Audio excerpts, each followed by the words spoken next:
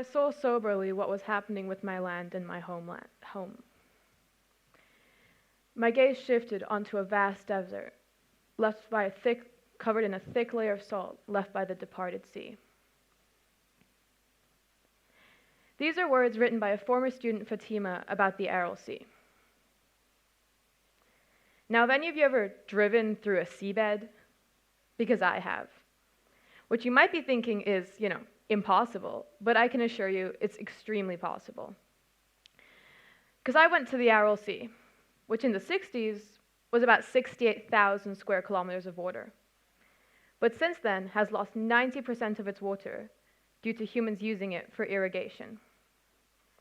90% of what used to be a vast sea, is now a barren desert. I have driven through hundreds of kilometers of desert where water used to be. But speaking of water, last summer in 2021, while the rest of the world was experiencing extreme heat, my home country, Germany, experienced mass flash flooding. This erratic weather took over hundreds of whole cities and villages and killed over 100 people. These two events may seem completely unrelated, but they do have one common factor. They are both an effect of humans' impact on the environment. So now let me talk to you about climate change. Specifically, how we can help with climate change. But the first step towards making a change is acknowledging the problem. We put 9.5 billion metric tons of carbon in the atmosphere every year just through burning fossil fuels. We put another 1.5 billion metric tons of carbon in the atmosphere every year just through deforestation. The last 7 years have been the warmest on record, and as of 2019, there's over 1 million species that are endangered. Does any of this information make you maybe sad or uncomfortable or even pessimistic about, our future? Because it should. Climate change is sad. The destruction of our environment is uncomfortable. There's no benefit in sugarcoating it. If we don't make a change, there will be repercussions. I don't say this to scare you into a state of hopelessness or terror. I don't want you to take away the message, of course, that there's no hope, or we don't have time, or we can't make a change, because that is untrue. That is completely untrue. But our time to change is not limitless. The fossil fuels and coal we're using for energy right now are not limitless. But the green energy, the solar, the hydro, the wind energy we should be using, they are. By 2040, if we don't make a change, there will be terrible repercussions. Mass melting of the polar ice caps, mass extinction of endangered species, erratic weather like we've never seen before. And I don't want you to internalize this either and think, you have to single-handedly save the earth, because that's not healthy. No one can single-handedly save the earth. But if we as a global community come together, we can make a global change. And to those of you wondering, why is it your responsibility or your job to make a change? It's not, or at least it shouldn't be. I shouldn't be up here having to make a speech about how important of a global crisis this is, but I am. Because our governments have failed us. Our leaders have failed us. So now it's up to us.